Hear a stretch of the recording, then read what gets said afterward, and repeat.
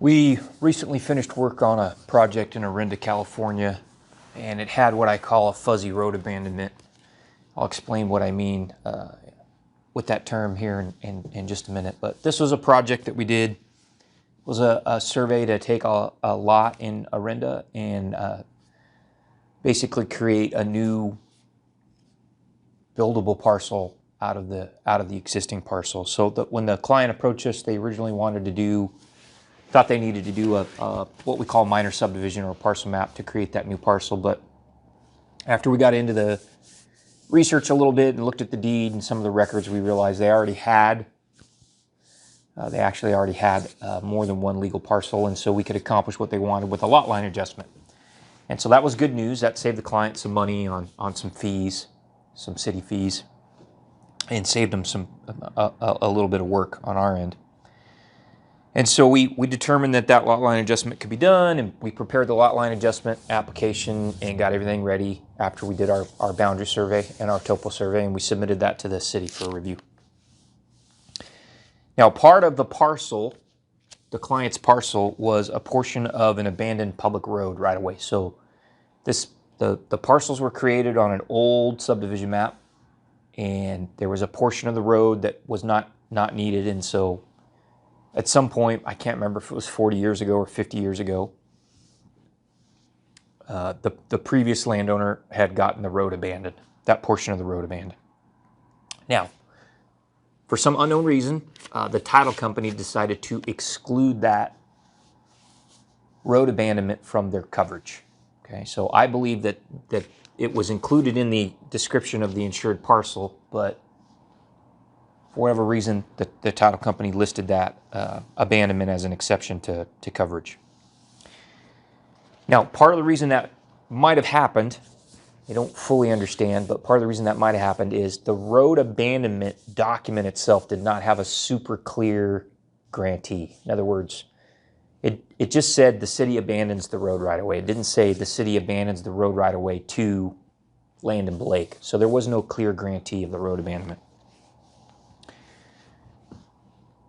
For reasons I'm going to explain in just a couple minutes, I think that was a non-issue in this case. But that was the reality of how the abandonment was handled. So we submit our lot line adjustment application to the city. It included a portion of this parcel that was impacted by the road abandonment. And in a couple weeks, the city wrote us a letter back and said, we're denying your lot line adjustment application.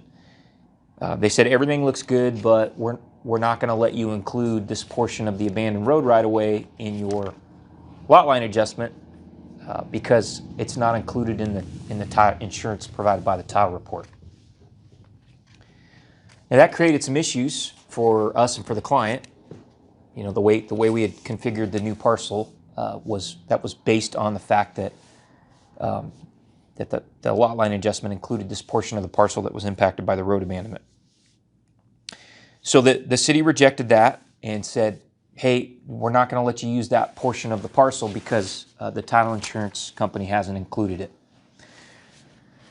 So we met with the client and with the client's land attorney. They were working with a good land attorney that we work regularly with, and we talked about what our options were. And so first we went back to the title company and we said, hey, can you guys amend your title report and include this portion of the parcel impacted by the road abandonment in the title report coverage? And they said, nope, we won't do it.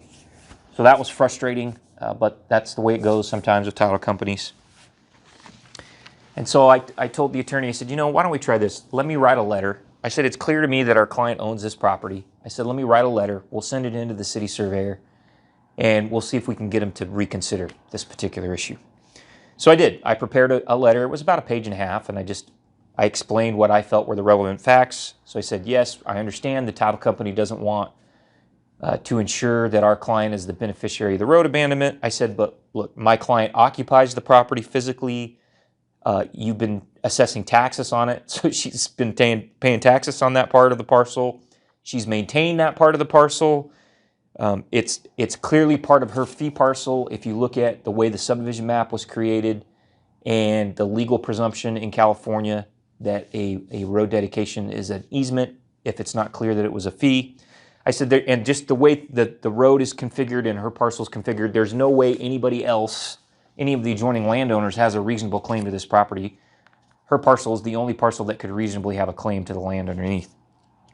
So we sent that letter into the city, and the city surveyor got back to us and said, you know what, you've raised some relevant issues, some things I didn't think about. I'm going to send this over to the city attorney, and we're going to get them to comment. So a couple days later, the city attorney sent us an email and said, hey, I think you're right. I think she does own this. It's pretty clear from the facts you presented. I've told the city surveyor to go ahead and approve the lot line adjustment as it was submitted. So we got a small victory for our client there. So why am I telling this story? I think there's 2 or 3 really important lessons here.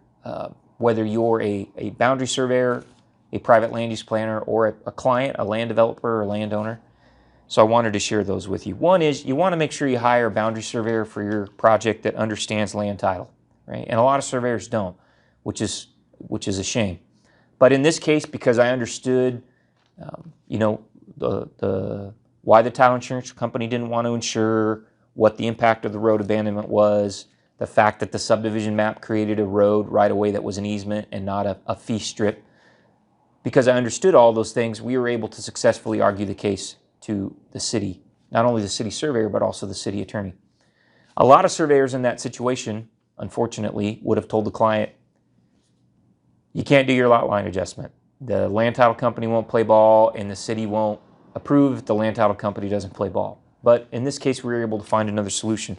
Now, that doesn't mean we completely solved this problem. We may still have to do a quiet title action before the client sells the parcel to make sure that there isn't a title insurance issue when she goes to put that property on the market. But the point is, we got approval from the city, which was the first step that we needed to tackle.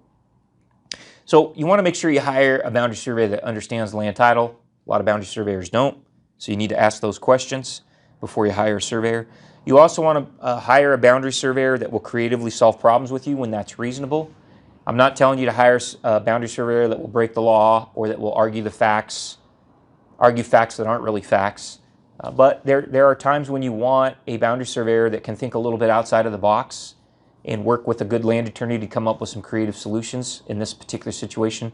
We were actually able to do that twice for this client, right? We found out that she could do a lot line adjustment, and she didn't have to go through the subdivision process based on what was in her deed, so that was a plus.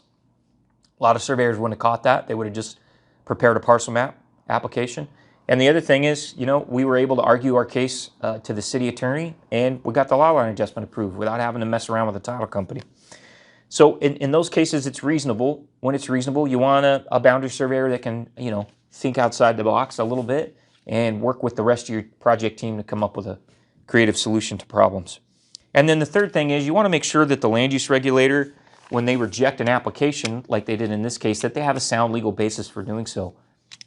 I don't think the city surveyor in this particular instance had any malicious intent.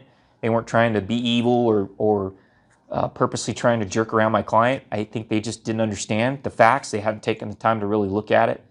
And they didn't understand land title probably in the way that they should have. And thankfully they were reasonable, and the city attorney was reasonable, and we were able to make our case that the city changed its opinion and reversed the rejection. So you don't want to just roll over every time the city denies an application. You want to understand why the application is being denied, and then you want to ask yourself, is there a sound legal basis for that denial? And if not, you want to go back to the city. And sometimes you have to push a little bit. You have to have some back and forth with the local land use regulator. So that happened in this situation, and we were able to score a small win for our client, and we were proud of that. So I wanted to share that story. Now you know what the fuzzy road abandonment was, and you understand how we were able to solve that problem for the client.